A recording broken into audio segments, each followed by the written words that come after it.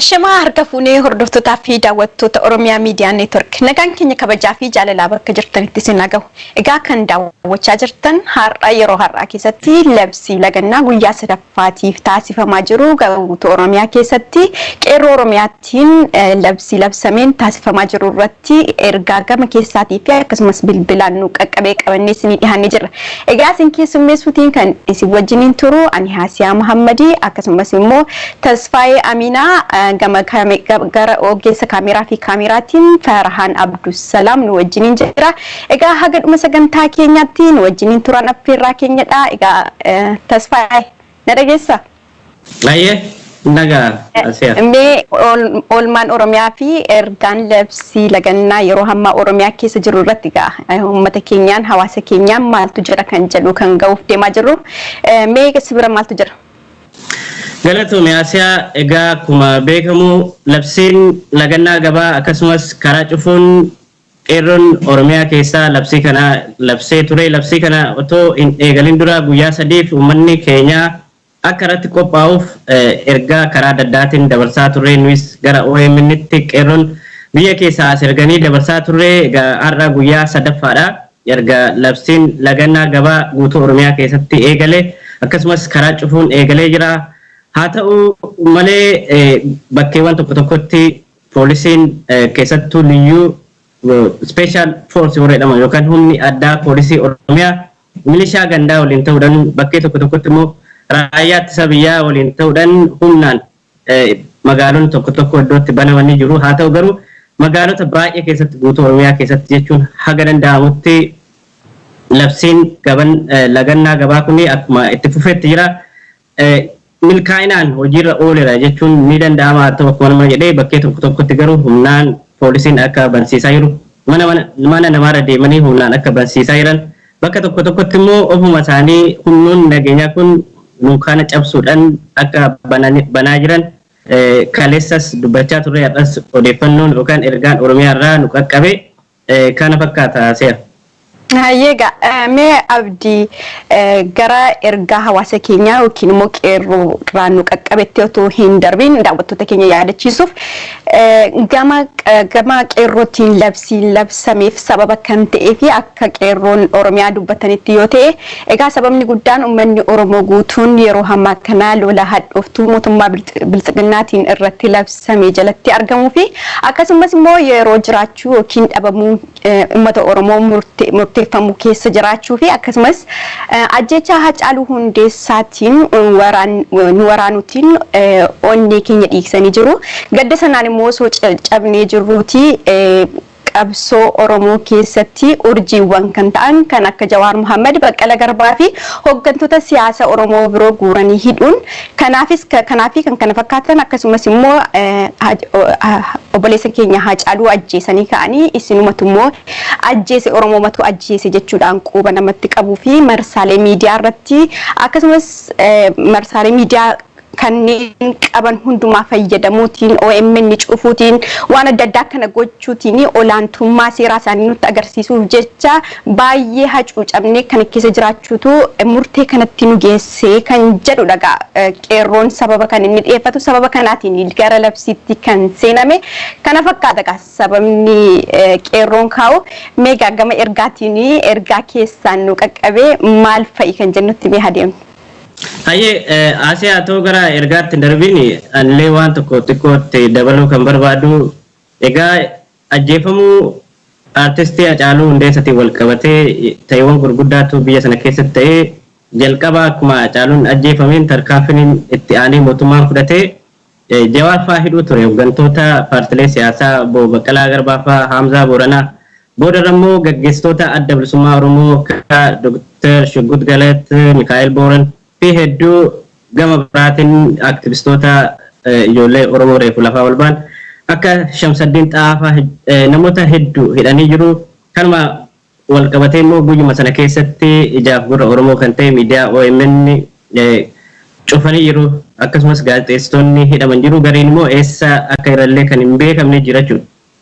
Kanaaf egaa mootummaan kun keessattuu labsiin lagannaa gabaa kun yeroo ammaa kana mootummaa kanarratti hubaate akkamii fiduu danda'a waan jedhu yoo ilaallu akkuma beekamu koovidiin yookaan koronaa vaayirasiin jedhamu kun addunyaa guutuu keessatti faca'uudhaan dhiibbaa diinagdee hedduu addunyaa guutuu keessatti qaqqabsiisee jira. Keessumaa immoo biyyoonni guddatan akka Itoophiyaa wantoota muraasarraa galii yookaan sharafa biyya alaa kan argachuu danda'an hedduurratti dhiibbaa guddaa uumee ture. Egaa koronaan asitti immoo akkuma beekamu labsiin gabaa lagannaa kun immoo rakkoo guddaa akka biyya sanarratti fidaa jiru mootummaa irratti akka fidaa jiru baramaa jira. Keessumaa hard currency waan jedhamu hir'inni doolaraa yeroo kana akka rakkoo guddaa mootummaa irratti uumaa jiru hayyoonni akkasumas keessi beektonni mootummaa karaa adda addaatiin gabaasa nuungaan argaa jirra.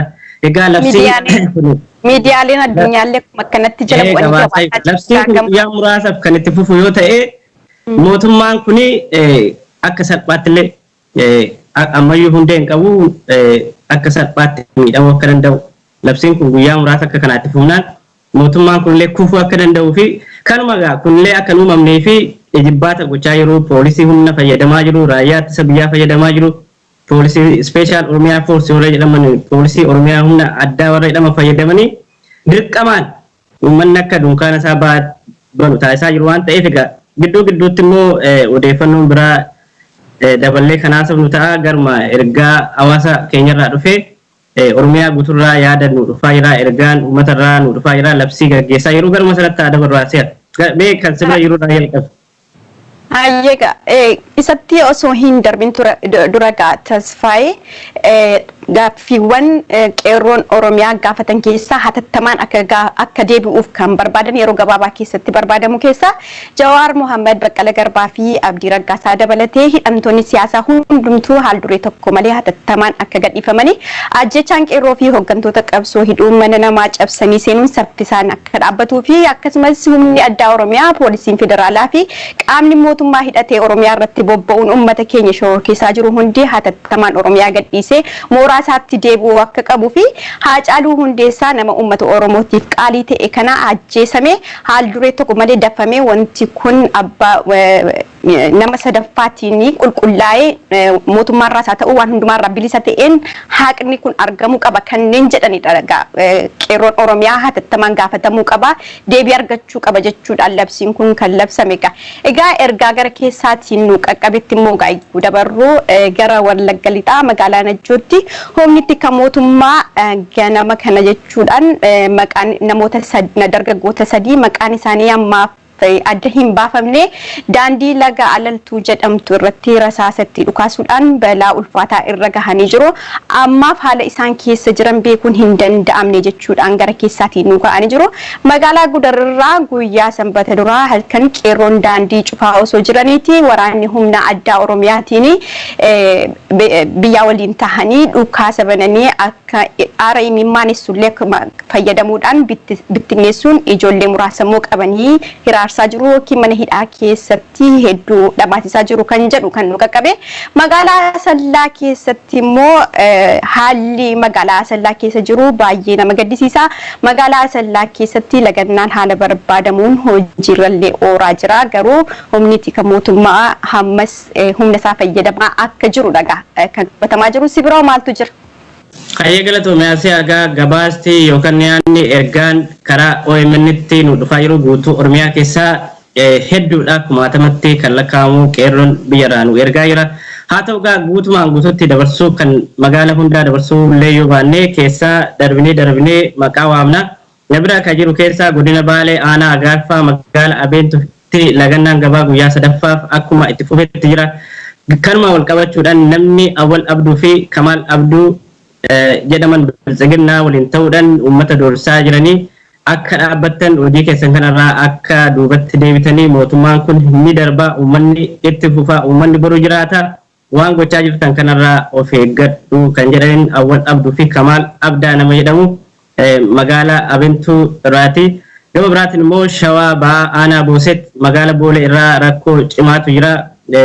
Humni addaa poolisii Oromiyaa kun uummata daraarsaa akka jiru kan dubbatan. Aanaa Sabbataatti haalli jiru kaabineenni mootummaa gandoota fi magaala baadiyyaarra deemuudhaan uummata sobaan gowwoomsaa akka jiran bifa mariitiin uummata keenyaa gowwoomsaa jiru uummanillee kan akka sirriitti hubatu isin gowwoomsaa akka jiranillee akka bartanii kajedhanii ergaa kan achirraa sabbatarraa ka dhufe gama biraatiin immoo Harargee lixaa aanaa Habroo magaala 16 keessatti namoonni seera qeerroo cabsitanii namoonni seera qeerroo cabsan Mamusaad Mustafaa Kamaloo fi Aammee Ashim namoonni jedhamtan kun adabadhaa qeerroon dhaamsa kana isinii dabarsee jira. Egaa gama biraatiin jabaadhaa warri OMN akkuma gabroonfataan darbee ofirraa gabroonfataa ka duraa ofirraa darbine isa kanas ofirraa darbuu keeyyan oolu warri OMN hojii gaarii hojjechaa jirtu jabaadhaa kan jedhudha. Mee gara keetti deebisa Asiyaa. Egaa akkuma si jedhee gabaasa hedduutu nurra jira. Darbinee waamnaa hunda guututti waamuu hin danda'amu waan ta'eef. Ganna bira kan jiru gara qeerroo kombolchaarraa lagannaa guyyaa sadaffaa fi guyyaa kaleessaa namoonni labsii cabsanii bananii qeerroon xalayaa dukkaana isaanii irratti maxxansuun akeekkachiisanii jiru jedha. Poolisoonni makalaakayaan xalayaa qeerroo sana cicciranii uummata afaan qawweetiin bansiisaa jirti. Nama tokkollee bani hin banu jennaan dhowwanii amma gama adda addaatiin deemanii bansiisuutti jiru. Garuu uummanni didee foddaasaa cufachuutti jira kan jedhudha kan nu qaqqabee. Gama biraan immoo OMN ijaaf gurra uummataa keenyaa nuuf jiraadha. Erga mootummaan Abbaa Irree Abiyyi Ahimad kun waan hundumaa nurratti uguuree intarneeta nurraa cufee ganamaaf galgala TV jallateenyee sagantaa keessan ilaalaa jirra. Gara Wallagga Lixaa magaalaa Najjootti illee fincilli nagaa gabaa ammas akkuma itti fufetti jira. Namoonni baadiyyaa biyyattii gara gabaa Najjoo dhufuurraallee of qusatanii jiru. Haala boonsaatu jira. Isinis nuuf jabaadhaa wantoota jiran hundumaa immoo nu biraan gahaa teenye isin dhaggeeffannaa isinuma bira jirraa isin deeggarraa nu jiraadhaa kan jedhan erga nu qaqqabee jira qaqqama keessaatiin. Ayyeegaa galatoomii Asiyaa gama kiyyaan magaala Qarsaa aanaa Muneessaa irraa uummanni lagannaa gabaa akkuma itti fufetti jira. Guyyaa sadaffaaf lagannaa gabaa itti fufnee jira.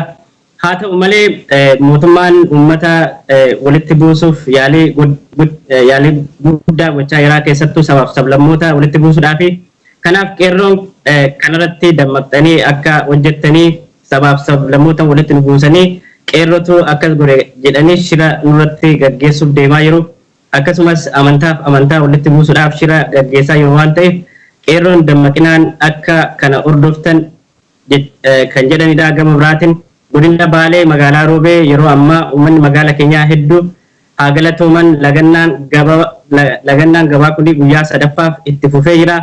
Kanaaf uummanni magaalaa keenyaa guddaa galatoomaa kan jedhu qeerroon magaalaa Roobee irraa nu ergee jira. Baa Oromiyaa irraa immoo aanaa Harmayaa haalli jiru baay'ee nama yaachisaadha. Waraanni mootummaa nama reebaa jira. Kanaaf uummanni Oromoo hanga Jawaar Mahammad hidhaarraa bahutti qabsoon eegalame itti fufaa.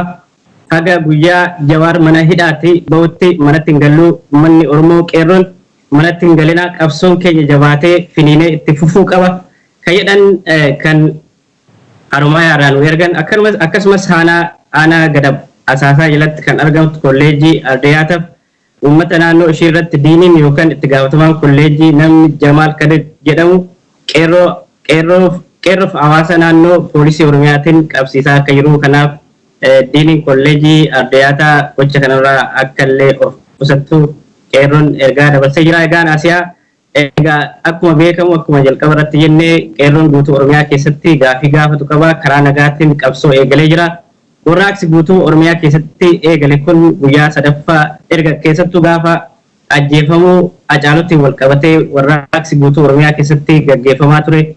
Warraaqsi kun immoo karaa nagaatiin akkuma yeroo durii yeroo Oromoo protestitti ammas immoo daraan jabaatee uummanni keenya qeerroon karaa nagaatiin qabsoo gaggeessaa jira. Waan tokko immoo kan argaa jirru gabaasa qeerroo irraa dhufaa jirullee kan argaa jirru uummata walitti buusuu sabaaf sablammoota walitti buusuu keessattuu akka godina Baalee Arsii keessatti gara Jimmaa keessatti sabaaf sablammoota walitti buusuudhaan amantaaf amantaa walitti buusuudhaan akka waan qeerroon waan akkasii hojjetu fakkeessuudhaan shira akkasiitu jira. Kanarraallee uummanni keenya qeerroon akka jabaattanii of eegdan kan jedhu ergaatu jira. Gama biraatiin immoo warra abbootii gadaa tokko akkasumas jaarsota tokko bituudhaan yookaan maallaqaan gowwoomsanii akka araarri buufii ganda keessa baadiyyaa keessa bakka adda addaatti jaarsummaadhanii nutti ergaa yeroo kanarraallee jaarsonni biyyaa kabaja isinii qabna abbootiin gadaa kabaja isinii qabna waan kanarraa akka duubatti deebitan haga Jawaar Mahammad manadhaa jirutti akkasumas haga Baqqalaa manadhaa jirutti hooggantoonni siyaasaa Oromoo hundi isaanii haga hiikamanitti jaarsummaa wanti jedhu hin fudhannu jaarsummaan yoo barbaachise gaafa hooggantoonni siyaasaa Jawaar fa'aa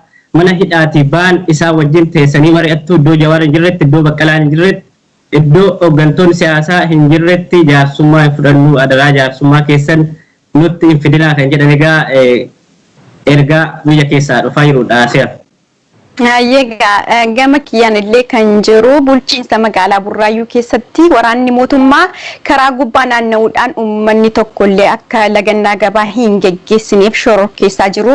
Poolisii liyyuu haayilii Oromiyaa fa'aa makalaakaa fa'ii jedhaniiti kan kara keessaatiin nu erganii gama biraatiin gama qeerroo tokkoon kan nu ergame aadde Adaanech Abeebee waa'ee ajjechaa Haacaaluu Hundeessaa irratti dubbatte tun ta'in waan barreessamee itti kennamedha kan isheen dubbistee waan baay'ee nama qaanfachiisuu fi bor seenaadhaa fi hedduu kan isheedhaaf gaarii hin taanedha. Utuu namoonni akkasii irraa of qusatanii ergaan isheedhaaf qaba kan jedhu nu dabarsee ture. Magaalaa Hirnaa Aanaa Xulluu Godina Harargee lixaa keessatti immoo wiixatarraa kaasee baajaajii akka hin oofne yoo akka oofuu qabdu yoo hin ooftante immoo qarshii 5,500 kana booddee adabamtu waan ta'eef konkolaachisuu qabdu kan jedhuudhaani sodaachisaa fi akkasumas immoo tarkaanfii isin irratti fudhannaan sodaachisaan akkuma itti fufeetti jira kana nuuf dabarsa. Uummanni garuu didee mahammammaa cichee itti fufaa jira kan jedhudha. Haamilee heddummoo arganneerra gama biyya alaatiin illee hiriira mormii taasifamaa jiru jala bu'uutiin miidiyaalee garaagaraa miidiyaalee addunyaa jala buuftanii wanti isin nu gabaasaa jirtan aktivistoonni keenya akkasumas immoo gama hundumaatiin OMN hojii boonsaa hojjechaa jirtu haamilee guddaa nuuf kennaa jira. Sirriitti nuuf jabaadhaa sagalee keenya hammas nuuf dhaggeessisaa unuunis isin cinaa jirra kan jedhudha kan gara keessaatiin naqaqqabee na bira jiru Tasfaa'e. Baay'ee galatoome Asiyaa. Gama kiyyaan akkasuma akkuma jalqabarratti jennee daawwattoonni keenya ergaa hedduutu Oromiyaa keessaa nu qaqqabaa jira kumaatamaan kan lakkaa'amudha. 100 yookaan 200 300 kan jennu miti kumaatamaan nu bira qaqqabaa jira.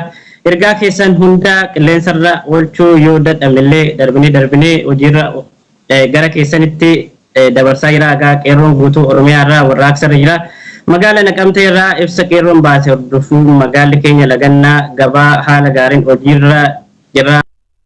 Guyyaa har'aa jechuun mormiin guyyaa sadaffaa hojiirra hin oolchine sababiin isaa harka caalan daldaltoonni magaalaa keenyaa sabaaf sablammoonni waan keessa baay'ataniif sabaaf sablammoonni kunillee iddoo tokko tokkotti dunkaana bananii jiru. Asumaan ergaa keenyallee akka nu dabarsitanii qabsoon uummanni Oromoo godhutti sabaaf sablammoonni magaalaa keenya keessa jirtanillee akka nu waliin hiriirtan ergaa keenya itti nu dabarsaa jedhanii jiru. Godina Baalee Aanaa Gooroo irraa haalli lagannaa gabaa ilaalchisee guyyaa har'aa magaalaa keenya keessa sochiin konkolaataa guutumaan guututti akka hin jirre abbootiin suuqii immoo humna mootummaatiin akka dirqisiifamanii banaa jiranidha kan dubbatanii. Aanaa Shirkaa magaalaa Gobeessaa irraa lagannaan gabaa haala bareedaadhaan deemaa jira garuu akkuma naannawa biraarraa isinirraa dhagaa jirru nu birallee humni poolisii addaa fi milishaa gandaa waliin ta'uudhaan dirqamaan suuqii yookaan dukkaana bansiisaa akkasumas mana nyaataa fi bajaajii tokko tokko bansiisaa yookaan hojjechiisaa akka jiranidha kan aanaa Shirkaarraa magaalaa Gobeessarraa nu qaqqabaa jiru. Gama biraan immoo godina Shawaa Bahaa aanaa Adaamii Tulluu jidduu Kombolchaa qeerroon magaalaa Bulbulaa hadaraa guddaa uummata biraan nuugaa kan jedhan yaa warra OMN hadaraa uummata biraan nuugaa kan jedhantu jira. Egaa magaalaa isaanii keessatti illee labsiin gabaa lagannaa akka hojiirra oole fi haa ta'u garuu yeroo ammaa kana immoo humnaan akka dirqiidhaan mootummaan bilxiginnaa kuni humna poolisii fayyadamuudhaan akka bansiisaa jirudha kan dubbatan Asiyaa.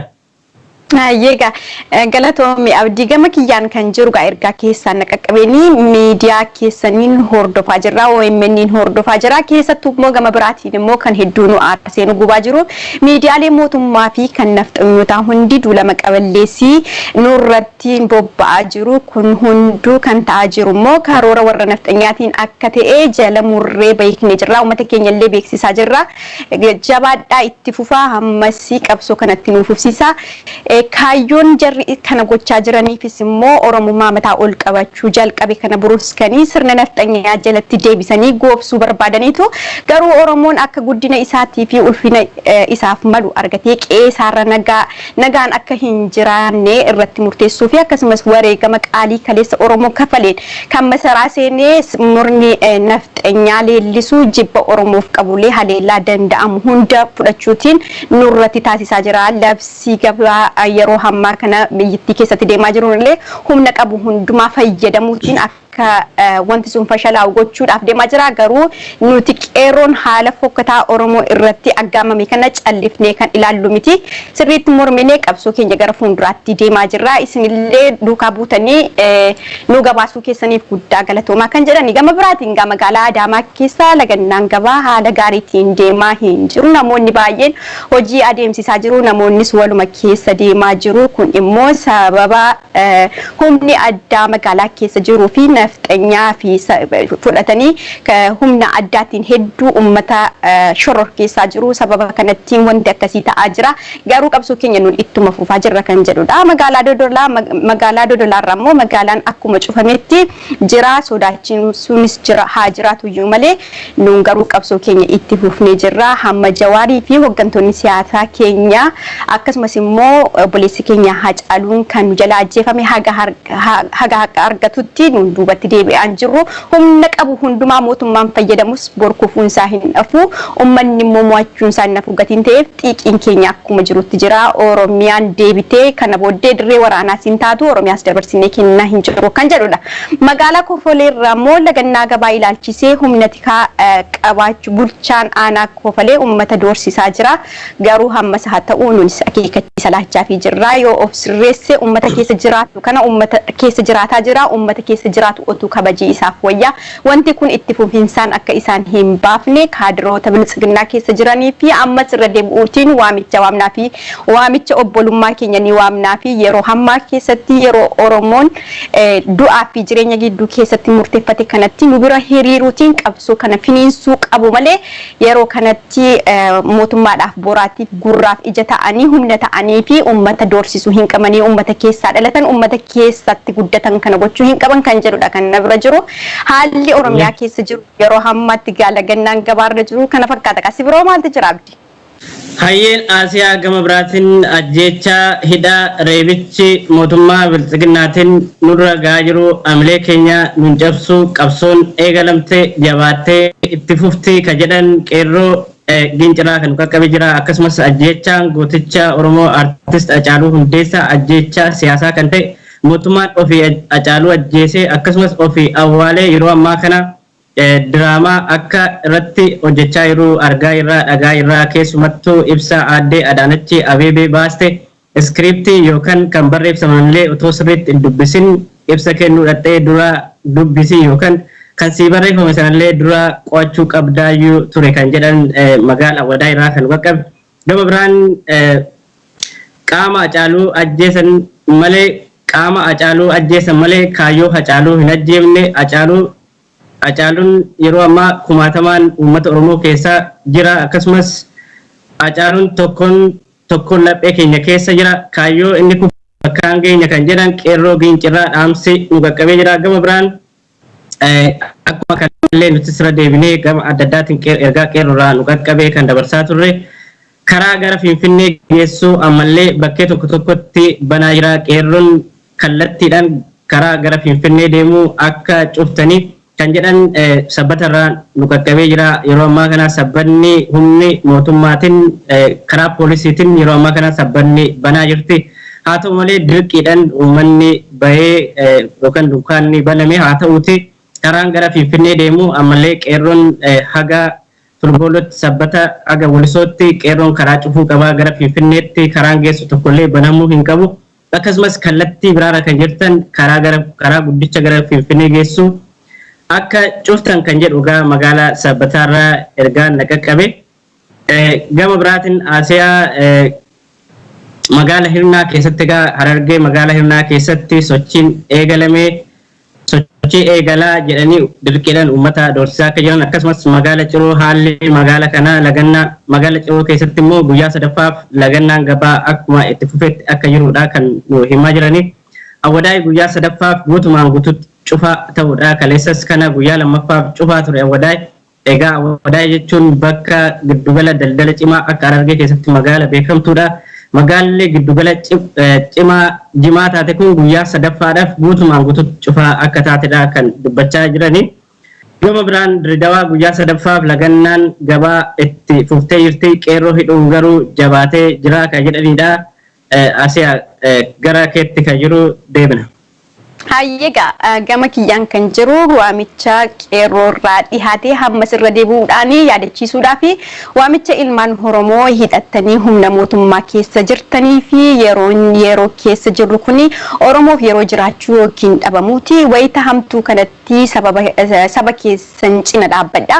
Buddeenaaf jecha ajaja mootummaa diinaa fudhattanii sabarraa dhalattan hin ajjeesinaa, hin aaninaa, hin shororkeessinaa, karaa isinii danda'ame hundaan qeerroo waliin hariiroo tolfachuu jechuun qabsicha gargaaraa uummata murate kanaa humna fedheen dhaabuun hin danda'amu. Oolee bula malee uummanni ni injifataa. Kanaafuu yakka mootummaan kun isin hojjechiisaa jiru keessa dafaa harka keessan fudhaatii gara hojiitti seenaatii nu cina dhaabbadhaatii seenaa keessanii irra deebi'uudhaan galmeessisaa kan jedhudha kan na bira jiru. Gama biraatiin immoo Baalee Roobeerraa waraanni mootummaa manneen daldalaa dirqiidhaan bansiisaa jiru kan jedhu. Akkasumas godina Wallagga Lixaa magaalaa Najjootti guyyaa har'aa ganama buufata konkolaataa banaa jechuun qeerroon akka hin banamne yoo dura dhaabbatullee mootummaan PP dhukaasa itti banuutiin nama 3 rasaasaan rukutuun du'aaf jireenya gidduutti argamu kan jedhudha kan nu qaqqabe. Godina Arsii aanaa Doddolaa irratti immoo magaalaa dheeraa poolisiin Oromiyaa jiraattota magaalichaa hedduu miidhuudhaanii akka dargaggoonni hin hojjenne yookiin immoo waan tokko gadi bahaatti hojjedhaa jechuutiin baay'ee akka hiraarsaa jiranidha. Dargaggoota gara 2,000 ta'an immoo akka hidhamee jirudha kan na bira jiru. Tasfaa'ee gama keetiin maaltu jedhame? Ayyeen galatoomii Asiyaa egaan kabajamtoota daawwattoota keenyaa kan dhaggeeffachaa jirtan lagannaa gabaa guyyaa sadaffaa ilaalchisee ergaa yookaan yaada qeerroo Oromiyaarraa yookaan hawaasa keenyaa biyya keessarraa jiru yeroo ammaa kana labsii lagaa gabaa kana gaggeessaa jirurraa kallattiidhaan kan nu ergame irraa gara keessanitti deebisaa irraa magaalota adda addaarraa guutuu Oromiyaarraa jechuun ni danda'ama. Ergaan 1000 lakkaa'amutu nu bira gahaa jira. Ergaa 1000 lakkaa'amu kana hunda isaa gara keessanitti deebinee dubbisuu dadhabnullee egaa akka nu hubattan asumaan isin beeksisaa agammaa kan isin waliin jiru Tasfaa'ee Aminati akkasumas Haasiyaa Mahamadii fi ogeessi kaameeraa fi teeknishaan keenya Faraan Abdulsalaam illee nu waliin jira. Kabajamtoota daawwattoota keenya ammas nu waliin tura jecha ergaa yookaan yaada Oromiyaa guuturraa dhufaa jiru kana haga dandeenyetti ariifannee isin biraan ga'uu yaalla baay'eedha waan ta'eef haga dandeenyetti qeerroon biyya keessaa qabsootti jira. Qabsoo qeerroon gaggeessaa jiru kan immoo nutis deebinee isin biraan ga'uu kan itti fufnu ta'a. Asiyaa magaala Amboorraa ergaatu jira. Yeroo ammaa kana magaala Amboo fi naannoo isheetti humni raayyaa ittisa biyyaa fi tikni mootummaa gabroonfataa baay'inaa fi humnaan qeerroo bilisummaa Oromoo magaalichaa caaluun adamsee qeerroo akka hidhaa jirudha kan nu himanni. Akkasumas miseensonni fi caasaan mootummaa amanamoo hundaaf qawwee 200 ol kennamee fi uummata doorsisaa jiru kan jedhudha. Egaa warri mootummaa yookaan warri hidhatanii uummata